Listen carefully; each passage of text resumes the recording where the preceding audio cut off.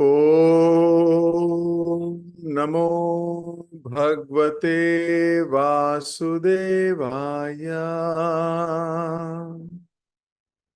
ओम नमो भगवते वासुदेवाय। ओम नमो भगवते वासुदेवाय। हरे कृष्ण। एक छोटी सी प्रार्थना करके हम आज की क्लास को आरंभ करेंगे। आप सब लोग मेरे पीछे पीछे या मेरे साथ साथ दोहरा सकते हैं। नारायणं नमस्कृत्यं नरं चैव नरोत्तमं देवीं सरस्वती व्यासं ततो जयमुदीरये। नष्टप्रायेषु अभद्रेषु नित्यं भागवत सेवया भगवती उत्तमा श्लोकी भक्तिर्भवति नैष्टिकी। कृष्णाय वासुदेवाय देवकी नंदनाय च नंद गोप कुमाराय गोविंदाय नमो नमः। ओम अज्ञानतिमिरान्धस्य ज्ञानञ्जनशलाकया चक्षुरुन्मीलितं येन तस्मै श्रीगुरुवे नमः। नमो विष्णुपादाय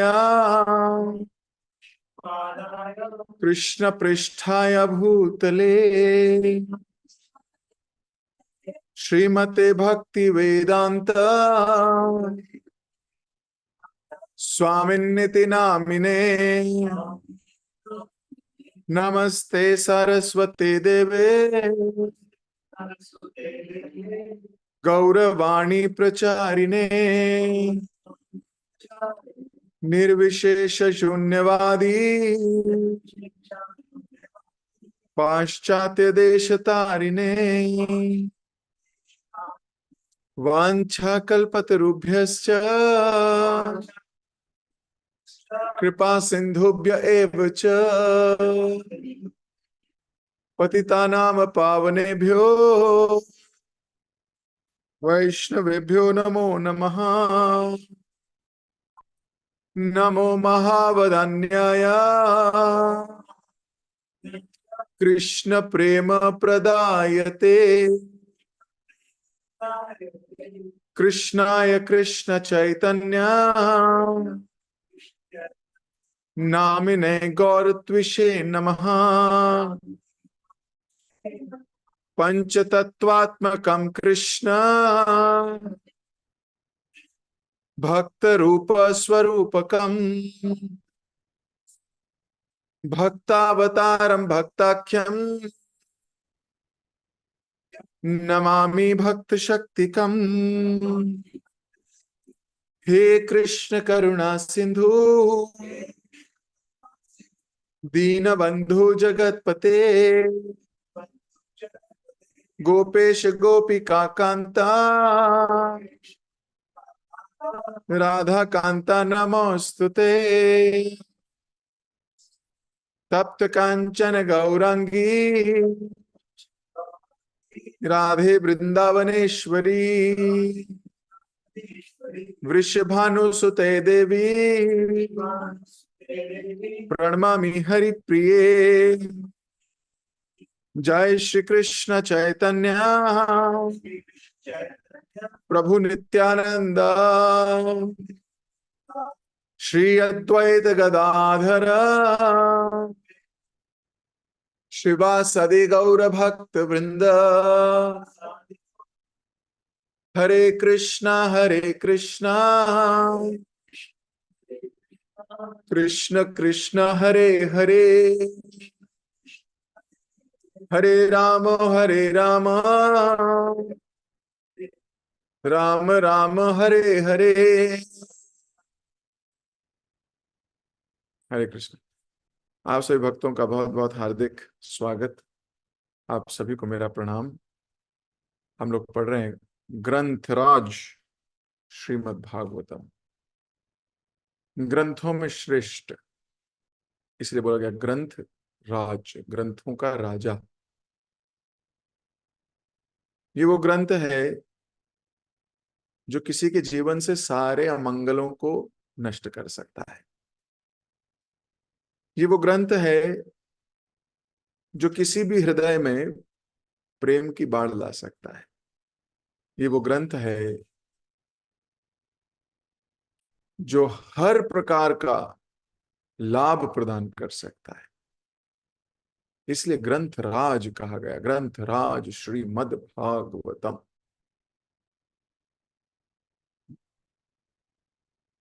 बहुत बार भक्त पूछते हैं भागवतम का अर्थ क्या है। भागवतम भगवान का गुणगान या भक्तों का गुणगान। भागवत दो तरीके के होते हैं, एक होती है किताब भागवत, ग्रंथ भागवत, और एक होता है पुरुष या मानव भागवत, पुरुष भागवत। उसको भी भागवती कहा जाता है। तो भागवतम तो चलो भक्त की कथा या भगवान की कथा या भक्तों की कथा। श्रीमद् क्यों कहा गया?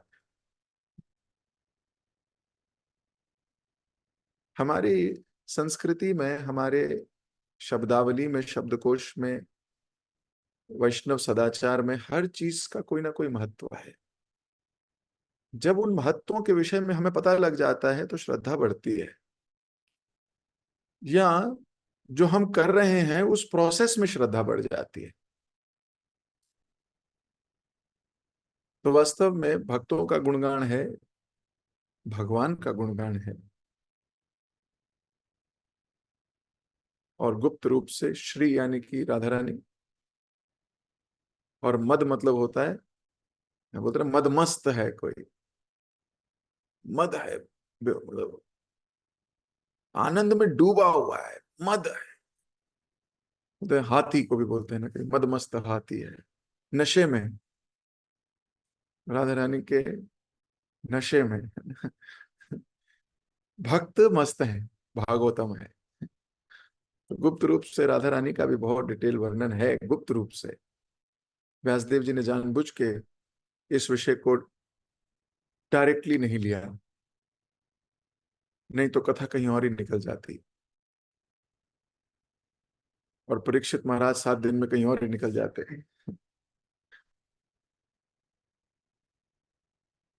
तो ये ग्रंथ राज है, इसमें भक्तों का, महान भक्तों का, हृदय परिवर्तित हुए भक्तों का, बचपन से हृदय में कृष्ण वाले भक्त, सब सब प्रकार के भक्तों का वर्णन है। और हर प्रकार के व्यक्ति को ये सांत्वना, संतोष, संतुष्टि, मधुरता, आनंद, दिव्यता प्रदान कर सकती है। हर प्रकार का अमंगल हर सकती है, हर प्रकार का अमंगल, भौतिक, आध्यात्मिक और इनके बीच में भी अगर कुछ है तो भी, तटस्थ वाला भी, हर प्रकार का अमंगल हर सकती है अगर सही मूड में, सही प्रकार से, सही दृष्टिकोण से, सही व्यक्ति से इसका पठन पाठन किया जाए। तो प्रभुपाद जी ने इसीलिए लिखी, इसको इतने अच्छे से लिखी, कोई भी व्यक्ति उसको सरलता से पकड़कर, सरलता से पढ़कर अपने जीवन का उद्देश्य प्राप्त कर सकता है। श्रवण, मनन, चिंतन, एप्लीकेशन, ये इंसान को और निखार देती है, वो और निखर जाता है। हाँ, इसमें कष्ट होता है, मेरे को बदलाव करना बहुत मुश्किल काम है, लेकिन निखर जाता है व्यक्ति। तो वही श्रीमद् भागवतम जो हमें निखारने का प्रयास कर रही है। हमें अपने ऊपर तो विश्वास नहीं, पर भागवतम पे पूरा विश्वास है। हम पक्का सुधरेंगे। हम पक्का भगवान कृष्ण के दासों के दासों के दासों के दासों के मूड को स्वीकार कर पाएंगे। 10 चीजों के विषय में श्रीमद् भागवतम बताती है, अत्त सर्ग विसर्ग ऊतय एटसेट्रा एटसेट्रा, और लास्ट तक पहुंचता है समर्पण या आश्रय तक। और वही भागवतम गाथा अभी हम पढ़ रहे हैं, उसी में चौथा स्कंद और 29th चैप्टर, जिसमें नारद जी राजा प्रचीन महर्षि को समझा रहे हैं। अब वो राजा प्रचीन महर्षि को नहीं समझा रहे, हमें समझा रहे हैं। अब ये समझना हमारे ऊपर है, कैसा लग रहा है। पिछली क्लास में इंद्रियों के विषय में बहुत डिटेल डिस्कशन हुआ था और मन के विषय में डिस्कशन हुआ था, अगर आपको याद हो। पिछली क्लास में हमने बताया था मन कितना प्रबल है और मन को कैसे कंट्रोल किया जाए। वो कहता है नहीं मैं ही सही हूं, वो कहता है नहीं मुझे यही अच्छा लगता है, वो कहता है मुझे इंद्रिय तृप्ति ही करानी है, वो कहता है मुझे यही चाहिए, इत्यादि इत्यादि इत्यादि इत्यादि। तो मन के ऊपर बहुत डिटेल डिस्कशन हमने पिछली क्लास में किया था। हमने उसमें श्रवण किस मूड से किया जाए इस पर भी चर्चा की थी। आज हम वहीं से आगे अगले श्लोक को हम पढ़ेंगे सब मिलके। मैं आपकी स्क्रीन पे दिखा रहा हूं ताकि सब पढ़ सके।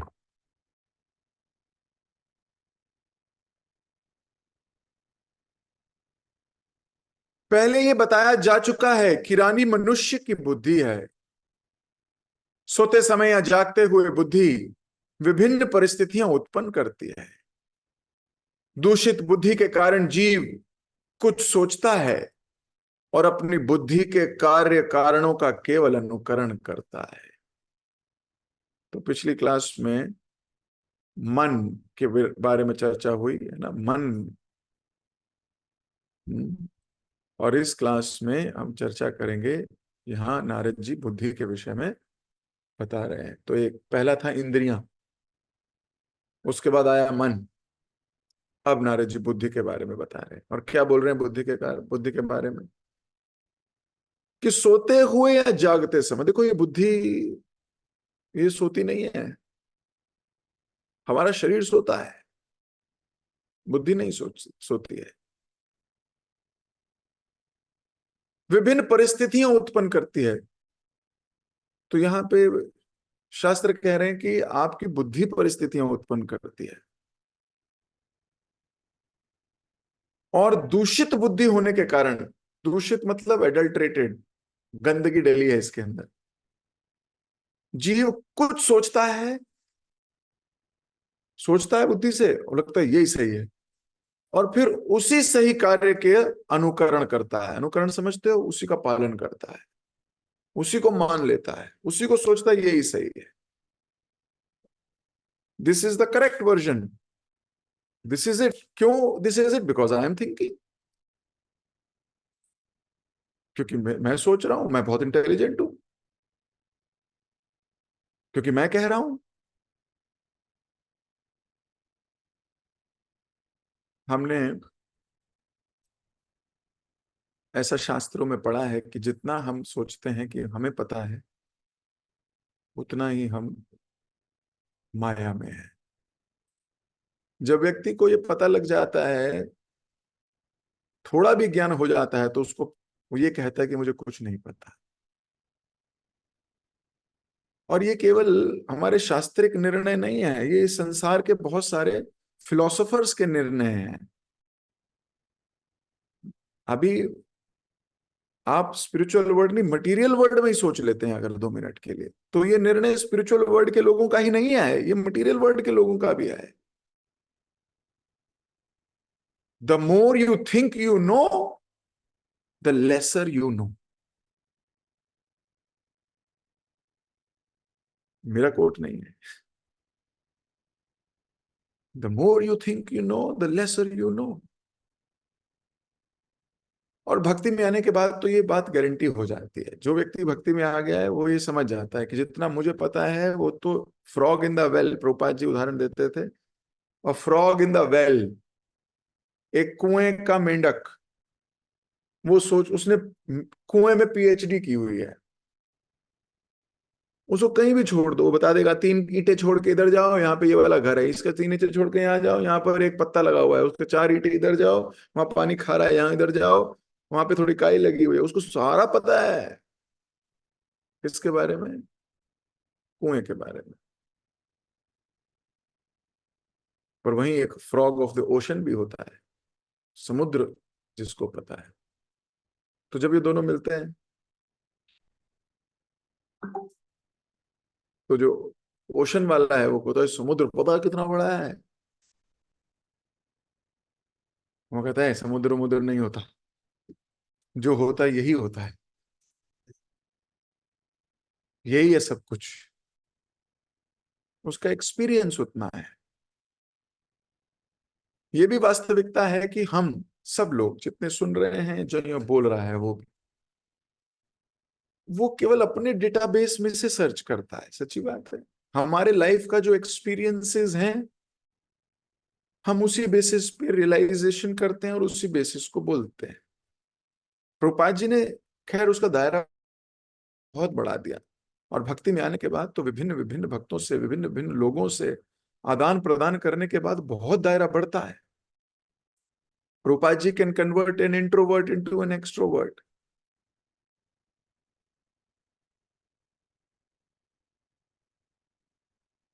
तो जितना सोचोगे कि आपको सब पता है, उतना ही आपको नहीं पता, ये मानना है। इसे दैन्यता कहते हैं, इसी को बुद्धिमानी भी कहते हैं।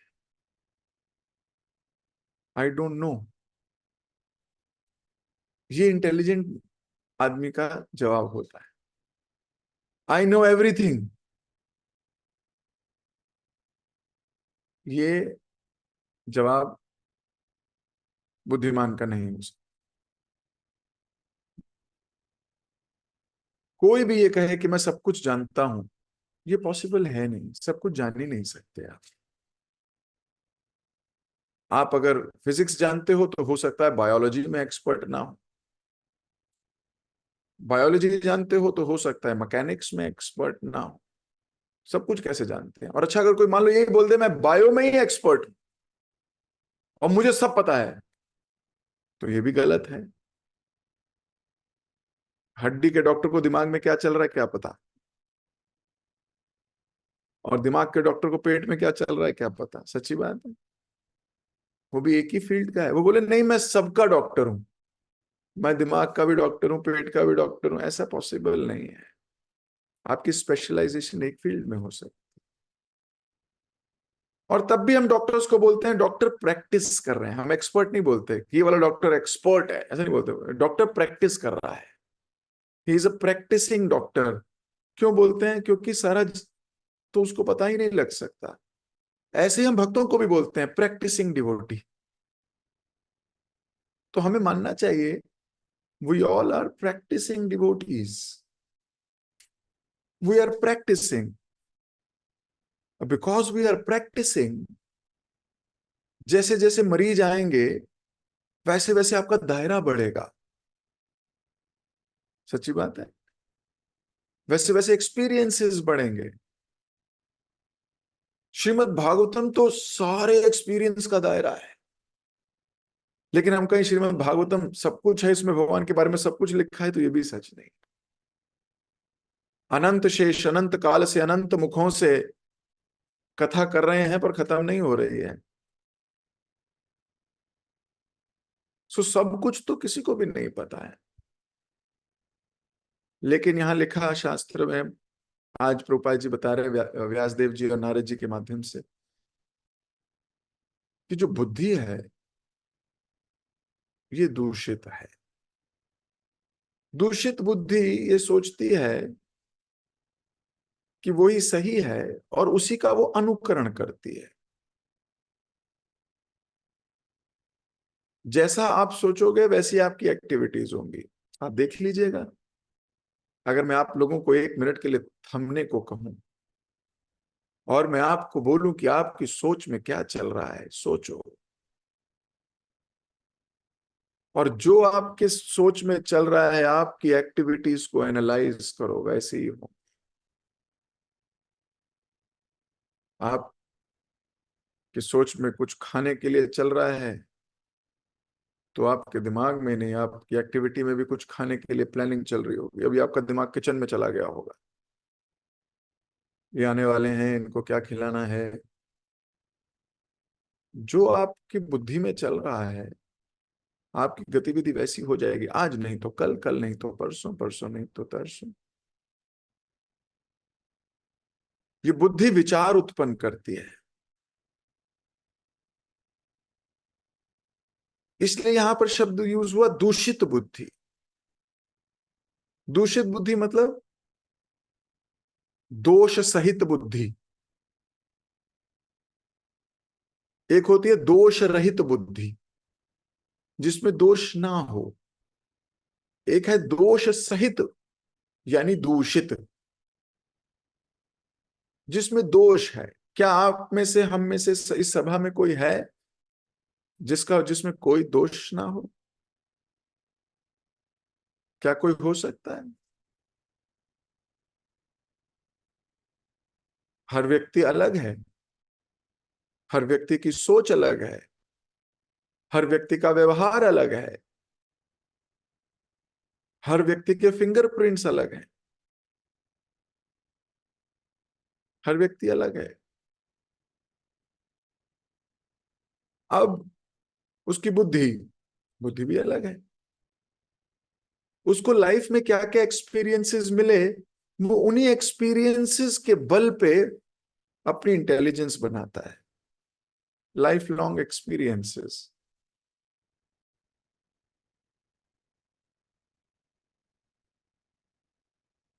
लेकिन अगर वो प्रखर बुद्धि है, बोलते प्रखर बुद्धि, इंटेलिजेंट, सुपर इंटेलिजेंट। रूपा जी बोलते थे, जिसने कृष्ण कॉन्शियसनेस को आत्मसार कर लिया, एक्सेप्ट कर लिया, अच्छे से एक्सेप्ट कर लिया, क्योंकि एक्सेप्ट ही नहीं होता। ये एक्सेप्ट कोई आसान वर्ड थोड़ी है, केवल अंग्रेजी का वर्ड है एक्सेप्ट करना, पर एक्सेप्ट करना आसान नहीं होता। रूपा जी का कंपैशन है, जिसका कंपैशनेट हृदय वो एक्सेप्ट कर सकता है। कई बार चीजें ऐसी होती हैं जो हमें लगता है कि हमारी बुद्धि के अकॉर्डिंग नहीं है, this is not correct, this is not right.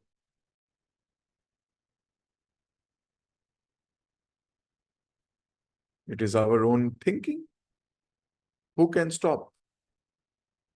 तस्मात् शास्त्र प्रमाणम तम। शास्त्रों के प्रमाण पे पता लगता है क्या सही है और क्या गलत है। और शास्त्रों के प्रमाण नॉर्मल दुनिया के प्रमाणों के बहुत अलग हैं।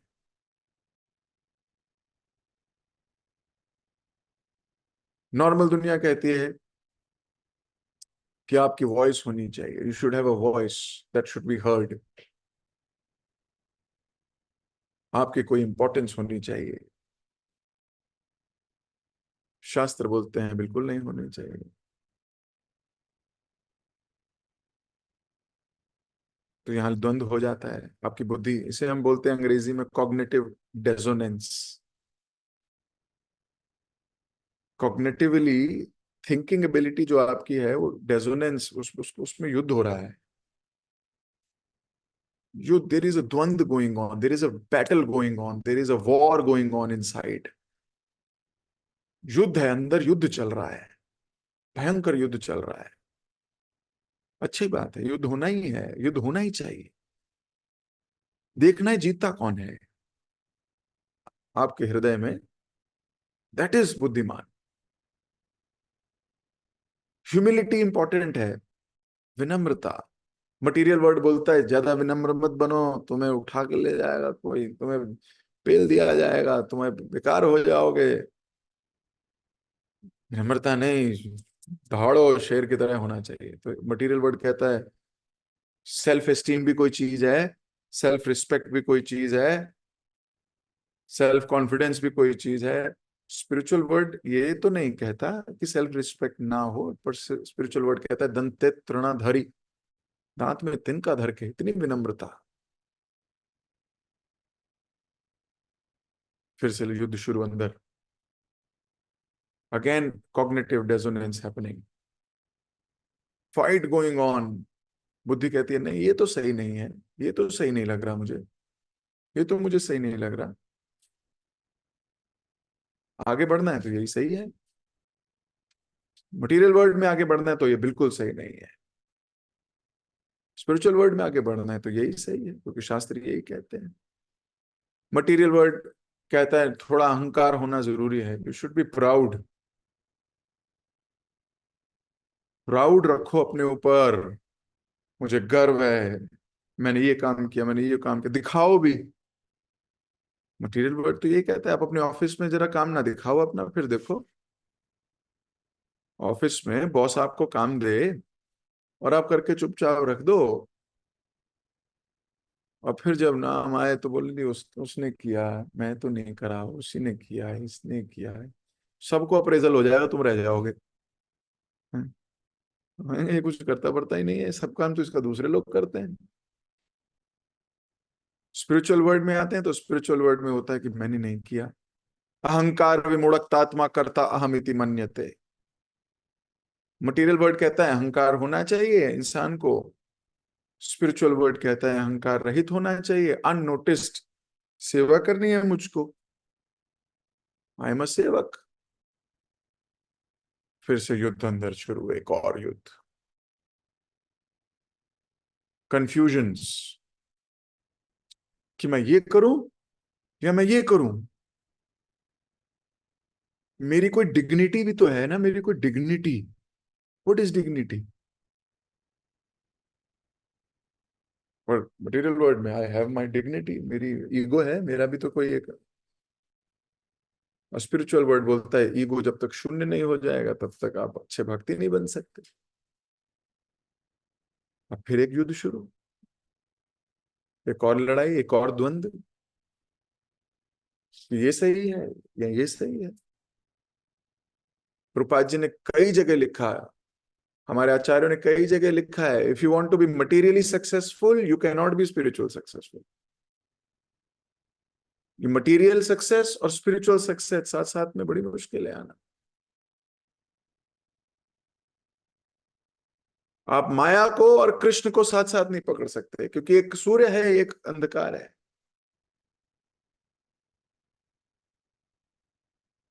आई am talking about desire to be successful, I am not talking about materially successful. Desire अगर आपकी है तो, मटीरियल डिजायर है तो स्पिरिचुअल डिजायर नहीं रह सकती। फिर द्वंद्व, फिर एक अंदर युद्ध शुरू, क्या करूं। और ये युद्ध जो है अंदर, ये आगे बढ़ने ही नहीं देते, ये आदमी की लाइफ को स्टैग्नेंट कर देते हैं। तो ये कहता है यहीं तक ही लड़ता रहूंगा, वो आगे नहीं बढ़ पाता, क्यों? क्योंकि अंदर युद्ध चल रहा है, वो वहीं रह जाएगा, वहीं रुक जाता है व्यक्ति। वो कहता है संसार में मैंने सीखा है अपनी बात कहना, मेरा एक प्रोसेस है, मुझे अपनी जो मैंने काम किया है मुझे दिखाना है, I have to show. Material world कहता है get down, get down, sit, you have not done, your credit will be given to somebody else. Spiritual world बड़ा अलग है, भगवान बिल्कुल अलग है। तपस्या करी वसुदेव और देवकी ने, भगवान ने मजे दिए यशोदा और नंद बाबा को। अब ये वसुदेव और देवकी तो रूठ जाए, बोले ये सारा काम तो मैंने किया, क्रेडिट वो ले गए। ऐसा कैसे पॉसिबल? स्पिरिचुअल वर्ल्ड है, पॉसिबल है। इंद्र बोले जीता मैं हूं, मैं जीता, मैं गुणगान कर रहे हो तुम वृत्तासुर का। अरे वो असुर है, असुर। भाइयों बहनों मित्रों, अरे सूर्यदेव तुम तो सुनो मेरी बात, वो असुर है। अरे चैप्टर का नाम लिखो, इंद्र की जीत। तुम लिख रहे हो वृत्तासुर का ग्लोरियस डेथ।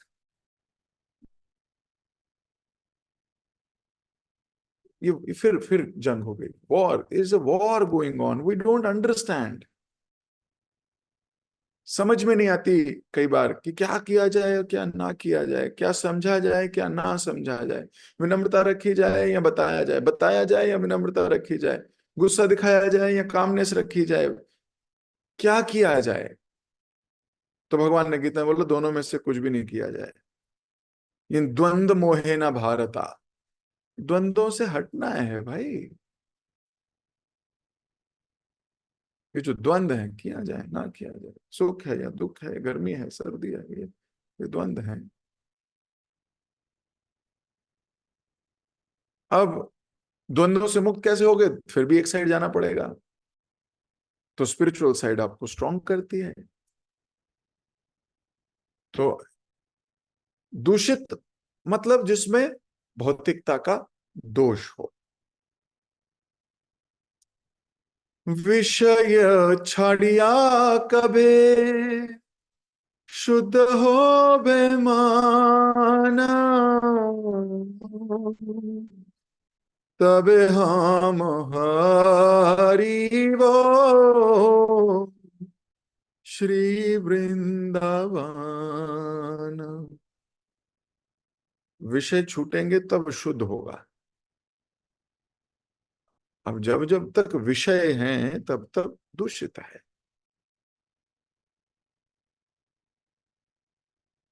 सनातन गोस्वामी महाप्रभु के समक्ष खड़े हुए आके सब कुछ छोड़ा है अपना, सब कुछ, अपना बैंक बैलेंस, अपनी नौकरी, अपनी प्रतिष्ठा, अपना सम्मान, सब कुछ छोड़ा है अपने गुरु के चरणों में। हमें गुरु के चरणों में सब कुछ चाहिए। वो सब कुछ छोड़ा है। अच्छा, छोड़ के आके क्या किया, अभी भी एक कंबल रखा हुआ था यहाँ, बड़ा सुंदर। महाप्रभु बात तो सनातन गोस्वामी से कर रहे हैं, पर देख कंबल कोई रहे हैं। सनातन तुम आ गए, सनातन मेरे प्रिय तुम आ गए, देख कंबल कोई रहे हैं।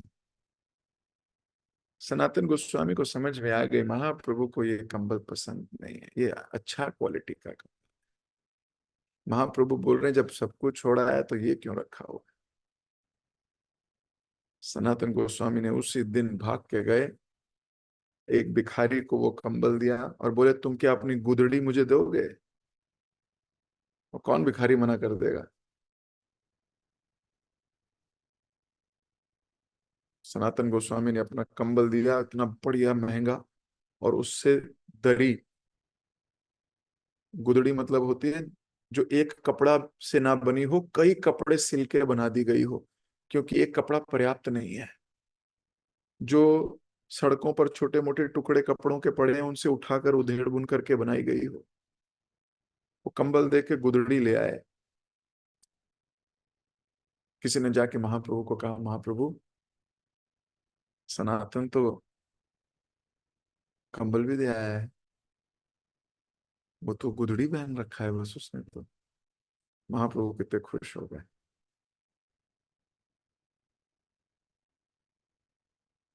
कोई स्वीकार कर रहा है,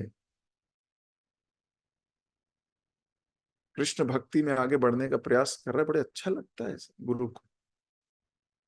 अब हम मान लो इसमें बुद्धि लगाएं,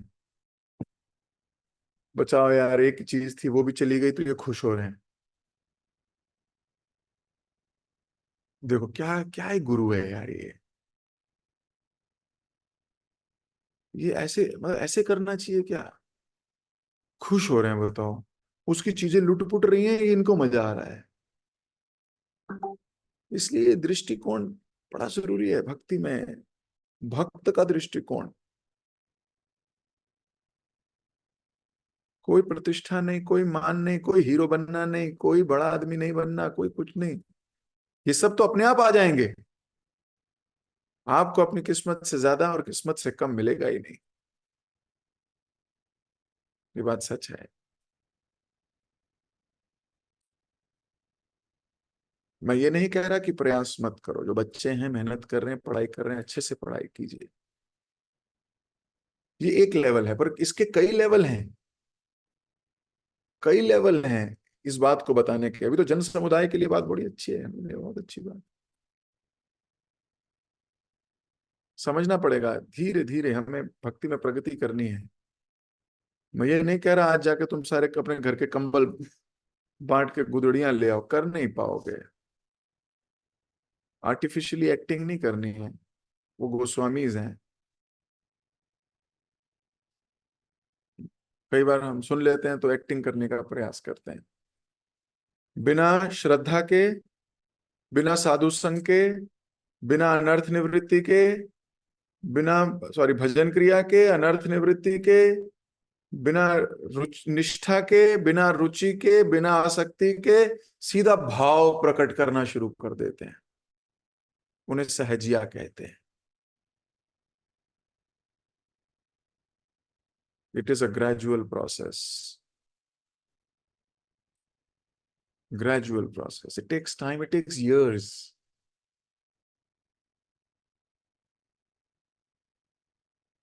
तो बुद्धि दूषित है क्यों? क्योंकि इस बुद्धि में अभी बहुत कुछ पाने की इच्छा है, और मन की भी वही इच्छा है। तो बुद्धि मन के कार्यों में लगी है, मन को रिझाने में लगी है। तू बुरा क्यों मानता है मेरे प्यारे मन, मैं हूं ना तेरे साथ, मैं लगाऊंगा बुद्धि। बता तुझे क्या चाहिए, तू देख नाराज मत हो। तू बता ना तुझे क्या चाहिए। बुद्धि ऐसे बोलती है मन को, तू टेंशन ना ले, बता। तो मन बताता है, मुझे थोड़ी प्रतिष्ठा चाहिए, पता है तुमको प्रतिष्ठा चाहिए। अच्छा बस इतनी सी बात। अरे देख, मैं दिलाता हूं। और फिर बुद्धि योजना बनाती है, देख तुझे प्रतिष्ठा कहाँ मिलेगी। बुद्धि फिर योजना बनाती है कि तुझे कहाँ मिलेगी, तुझे कैसे मिलेगी। अच्छा, प्रतिष्ठा और तेरे बीच में बाधा कौन है, ये बता। फिर वो दिमाग लगाती, ये बाधा है। अच्छा, अब क्या किया जाए, वो इसको हटाया जाए पहले।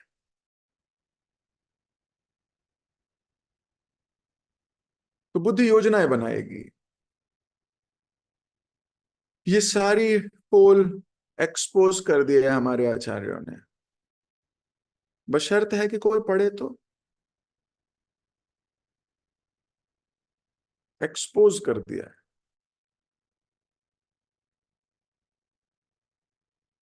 श्रील भक्ति सिद्धांत सरस्वती ठाकुर महाराज इसको बहुत सुंदर वर्णन करते हैं वैष्णव के में। बहुत सुंदर ग्रंथ है, छोटा सा पतला सा, लेकिन वो एकदम स्टेजेस बता देते हैं, पहले ऐसे होगा, फिर उसका श्रवण कम हो जाएगा, फिर उसका उत्साह कम हो जाएगा, फिर वो ये करना चाहेगा, फिर वो ये करना चाहेगा, फिर वो ये, एकदम एग्जैक्ट मैंने तो देखा है। वो तो सुना क्या, दिखता है। सो इसलिए क्यों एक्सपोज कर दिया है बुद्धि को, मन को, इंद्रियों को एक्सपोज्ड। सो डिवोटी उसको पढ़ के शरण लेते हैं उसकी, ओ ये ना मैं कभी करूं जिंदगी में, I should never do this. कई भक्तों ने तो जब ये किताबें पढ़ी, मैंने कुछ कुछ को कहा था, उन्होंने चिट्ठियां लिखी मेरे को, summarize the entire thing with their वचन दैट वी प्रॉमिस यू।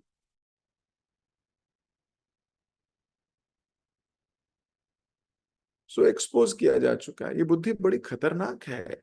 इसलिए यहाँ पे नारद जी क्या कह रहे हैं, नारद जी कह रहे हैं मनुष्य उसका अनुकरण करने लगता है। पहले तो ये समझना कि हमारी बुद्धि दूषित है, यही नहीं समझ में आती दूषित है। नारद जी कह रहे हैं दूषित है तो भी समझ में नहीं आएगी कि दूषित है। गुरु कहेगा दूषित है तो भी समझ में नहीं आएगी दूषित है, बोले गुरु ही दूषित है।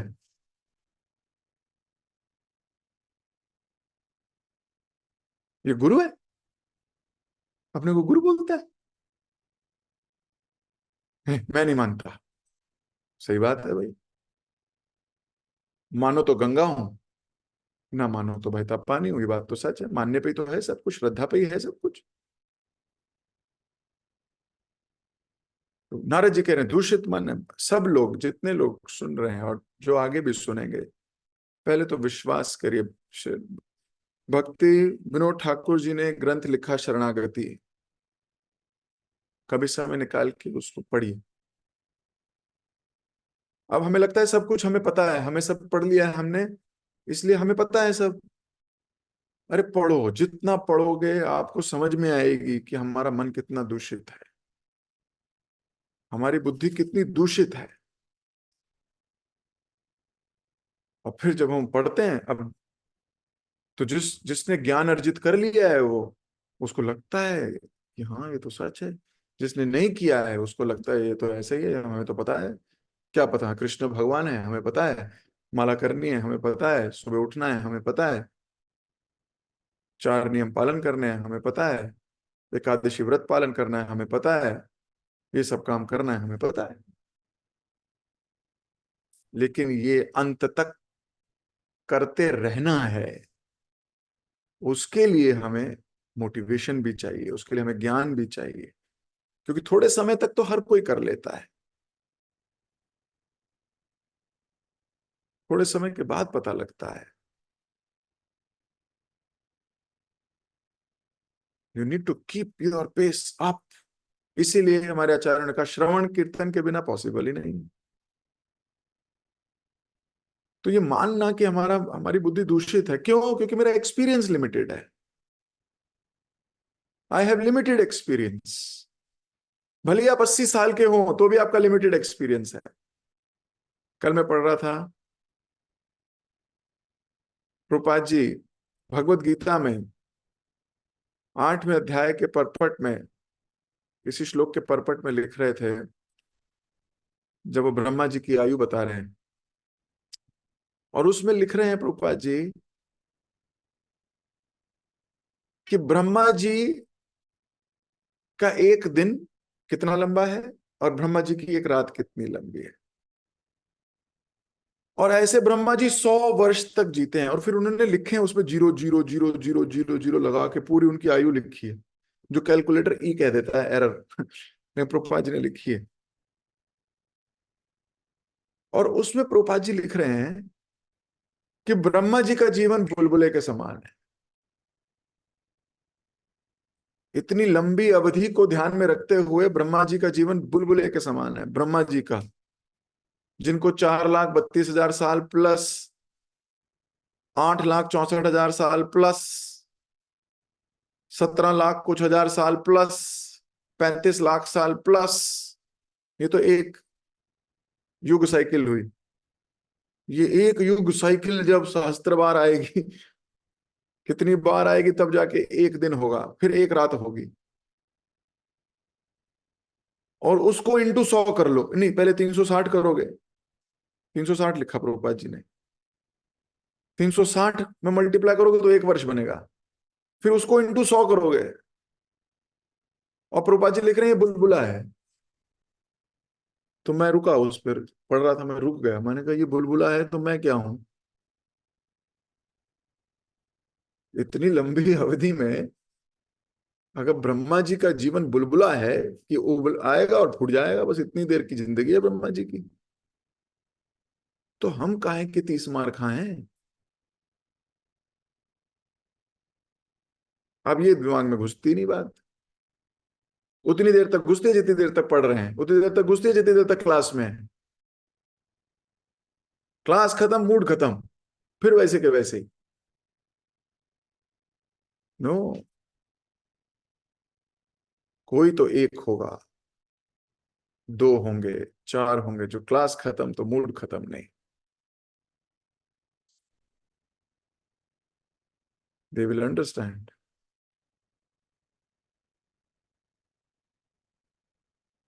तो बुद्धि यही है प्रखर, कि जो अपने से बाहर निकली है थोड़ी, वो मन को देख सकती है, मन को पकड़ सकती है, मन को निचोड़ सकती है, मन को डांट सकती है, मन की पिटाई कर सकती है,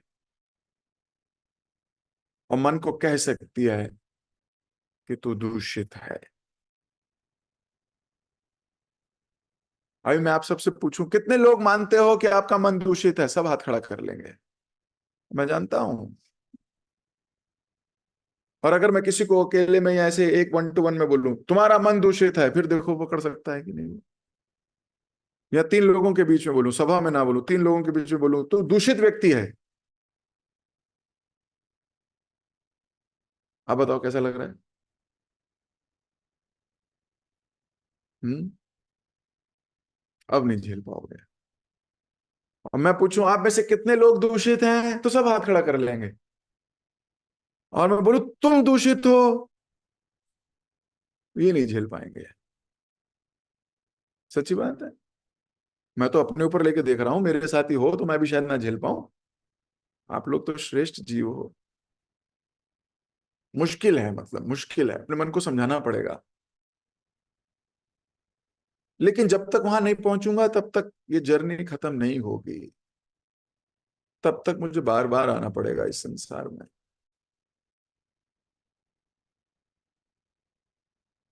दोष, दोष कब खत्म होंगे?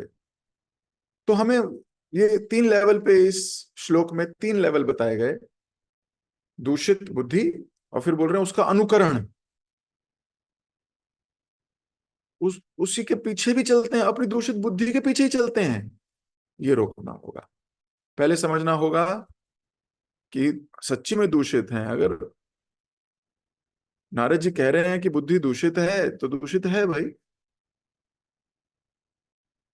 दूसरा क्या कह रहे हैं? कह रहे हैं दूषित बुद्धि से आदमी सोचता है, तो इसका मतलब सोच भी गलत है मेरी। मेरी सोच भी दूषित है। और तीसरा, वो दूषित सोच को अनुकरण करते हैं। ये तीन लेवल पे श्लोक के अर्थ हैं। इसको तोड़ तोड़ के समझना होगा। दूषित बुद्धि, उससे दूषित सोच, उससे दूषित अनुकरण यानी कार्य, तीनों लेवल दूषित।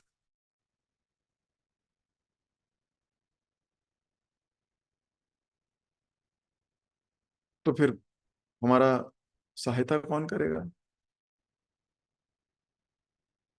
ये तो कहेंगे कि भाई मैं तो दूषित, तो दूषित ही रहूंगा मैं, क्योंकि हमारा ईगो क्या कहेगा? जैसा हूं वैसा ही। है ना, ईगो यही कहेगी। ईगो कहेगी दूषित ही कौन दूषित? मैं तो दूषित नहीं हूं, आई एम ओके। तो फिर सहायता कौन करेगा हमारी? सहायता हमारी वैष्णव करेंगे। सहायता वो सीनियर वैष्णव जो कंपैशनेट है, वो करेंगे। They will help us, not to show that we are down, no, but to give you hand and to pull you up, ताकि वो आपको ऊपर उठा के लेके जा सके। कोई हमें हाथ दे और हम बोले हमें नहीं चाहिए। नारद जी राजा प्रचिन बहर्षित को हाथ दे रहे हैं, बोल रहे हैं, तू ऊपर आ पहले। तो अनुकरण नहीं करना, आप इसको तोड़ो अपने अपने लेवल पे। और ये किसी एक की कहानी नहीं है। कहीं आप सोच रहे हो ये सिर्फ मेरी कहानी है या सिर्फ आपकी, ये हर व्यक्ति की कहानी है। लेवल अलग अलग है। और ये मैं किसी एक के लिए, दो के लिए, चार के लिए नहीं, ये तो हम सबकी कहानी है। क्योंकि सभा में कोई नहीं होगा जिसमें कोई दोष नहीं होगा। हम सबकी कहानी है। तो पहले तो आइडेंटिफाई करना सीखना होगा, मैं मन नहीं हूं, मैं बुद्धि नहीं, मैं अलग हूं इनसे। पर आप अपने विचार देखो जरा, अपनी बॉडी फीचर्स अपने, आप, मैं, हम सब, हम शरीर को ही मान लेते हैं कि हम मन ही हम है। आपका मन उदास है तो उदास हो बस, है कि नहीं? पर आप तो मन नहीं हो।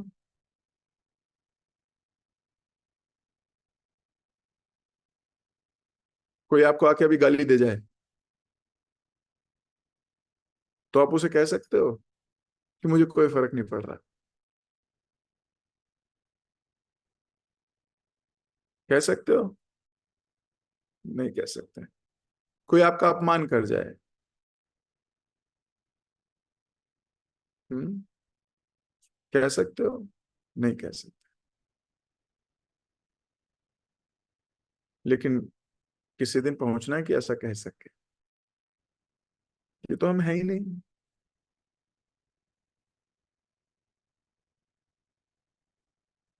तो दूषित, पहले श्लोक में था दूषित इंद्रियां, दूसरे श्लोक में हुआ दूषित मन, आज के श्लोक में हुआ दूषित बुद्धि। और आज के श्लोक में तीन डिटेल उसके वर्णन हुआ। दूषित बुद्धि, उसके बाद दूषित सोच, और तीसरा दूषित अनुकरण। बुद्धि की बात मान के आपका शरीर काम करने लगता है। अर्जुन की बुद्धि उसको कह रही थी दया कर। अर्जुन की बुद्धि उसको कह रही थी अपनों को कष्ट थोड़ी देना चाहिए। अर्जुन की बुद्धि कह रही थी आगे जाके जग का कल्याण नहीं होगा, तू बहुत बड़ा कल्याणी आदमी है, आगे गंदी जनता पैदा होगी, व्यभिचारिणी हो जाएंगी स्त्रियां। अर्जुन की बुद्धि कह रही थी अपने होंगे ही नहीं तो मजे करेगा किसके साथ। अर्जुन की बुद्धि उसको बहुत कुछ कह रही थी, भगवान ने बहुत पिटाई लगाई उसकी। गुरु का काम है पिटाई लगाना। और उसके बाद क्या कहा? उसके बाद बोला आगे आपकी मर्जी। अर्जुन ने कहा ना ना, आप मुझे मत छलो, आप, मेरी मर्जी नहीं आपकी मर्जी। और पूरे उत्साह से बोला, इसलिए अर्जुन अर्जुन है। जिस दिन हम भी पूरे उत्साह से बोलेंगे नहीं, we are happy in following the instructions, that means हमने सब तब समझना कुछ पाया है।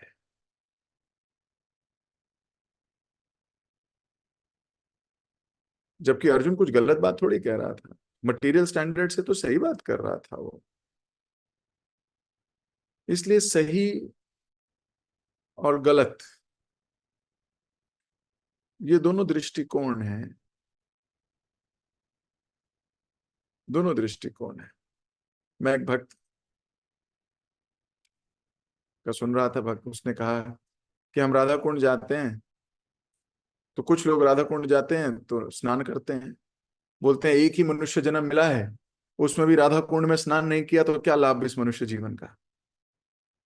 कुछ लोग राधा कुंड जाते हैं, बोलते हैं एक ही मनुष्य जन्म मिला है, मैं अपराध नहीं करूंगा राधा रानी को पैर दे रख के। तो अब क्या सही है क्या गलत?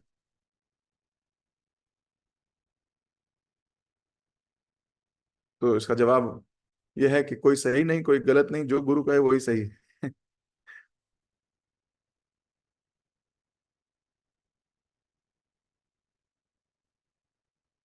तो प्रोसेस में आ गए फिर। तो सही और गलत तो हमारी सोच के ऊपर है। तो यहां बोला गया दूषित बुद्धि, तो हमें दूषित बुद्धि को पहले मानना है। क्या सब लोग मानते हो कि हमारी सोच दूषित है? कोई है सभा में जो कहता है नहीं प्रभु जी मेरी तो नहीं है दूषित? हाथ खड़ा करे।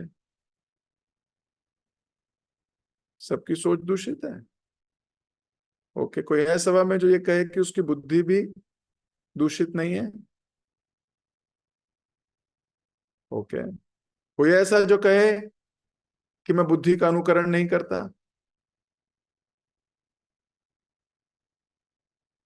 तो इसका मतलब हम सब एक ही नाव पे सवार हैं। अब हम अपने मनन की शक्ति से इससे बाहर आ सकते हैं। जगत गुरु शिल प्रभुपाद की जय, ग्रंथराज श्रीमद् भागवतम की जय। हरे कृष्ण।